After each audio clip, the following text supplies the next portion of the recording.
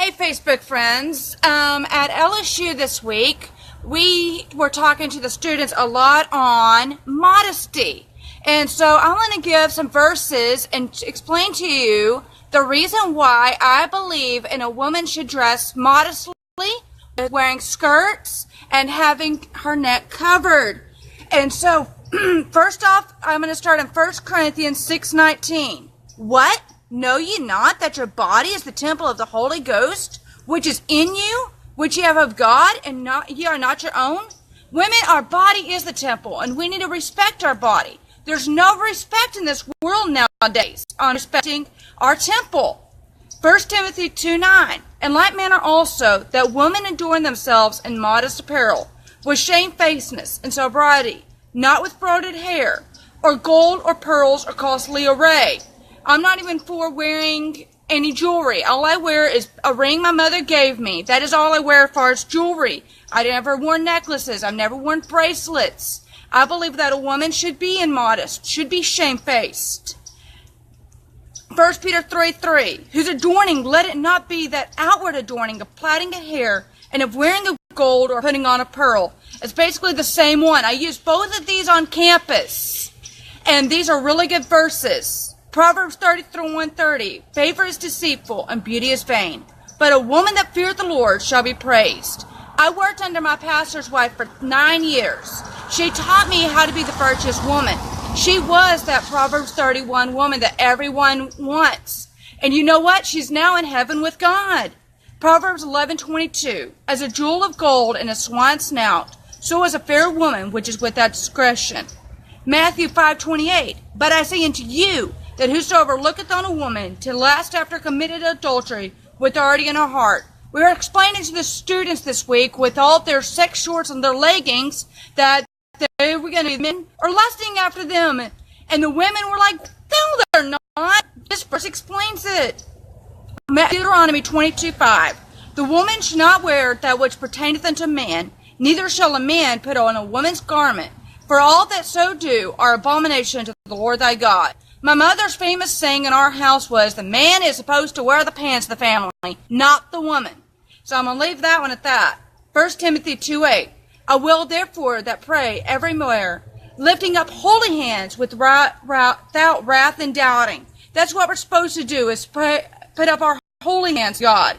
1 Peter 3:1. Likewise, you wives, be in subjection to your own husbands, that if ye obey not the world, that they also may without the word be won by conversation, the wives. And right now I am single. I am waiting on the right man. But right now I'm subject to my father. And that's what us single ladies need to do. To be prepared to be ready to be subject to a man, you have to be subject to your father. And again, respect.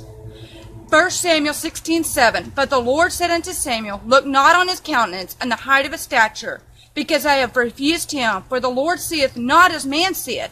For man looketh on the outward appearance, but God looketh on the heart. And we always get told, judge not. Well, we are to judge with righteous judgment, not on the outward, but we're supposed to judge as God judges, judge of the heart. 1 John 2:16. For all that is in the world, the lust of the flesh, the lust of the eyes, the pride of life, it is not of the Father, but it is of the world. And again, what we wear does make a difference. It is the lust of the eyes when man looks on us with whatever clothing you're wearing that is not modest. Matthew 5:27. Have ye heard that it was said by them of old, thou shalt not commit adultery? 1 Corinthians 12:23. And those members of the body which we think to be less honorable, upon those we bestow more abundant honor, and the comely parts have more abundant comeliness. We're supposed to be comely. We're supposed to keep ourselves modest in apparel.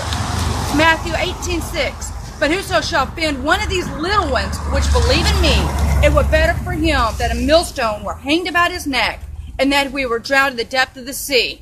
I have worn skirts since I was little, and I've always been asked, why do you wear skirts? Well, I wear skirts because it's being modest. It's dressing the way God's told me to dress. It's not the way my church has taught me. It's what my personal convictions are. 1 Corinthians 10:31. Whatever you drink, eat or drink, whatsoever ye do, do all to the glory of God. So the way I dress, I want to be unto the glory of God. I don't want to represent me, but I want to represent God. And that's what us Christians need to do, is represent God through us. And the final one is 1 Peter 5:5-6. Likewise, you younger, submit yourself unto the elder. Yea, all of you be subject to one another, and be clothed in humility. For God resisteth the proud, and with grace the humble. Again, I was raised by my pastor's wife. She was convicted at age 14 by God in a Holy Ghost service that she should not wear pants. She went out and got rid of every single pair of pants she had, and she wore skirts from that day on, even out in the cotton fields of Arkansas. She taught me how to dress right. Her granddaughter's like, Mom, why can I not go out wearing pants? So she went to Walmart and wore pants. And you know what? Nobody paid attention to her, that she was not like that she wasn't different.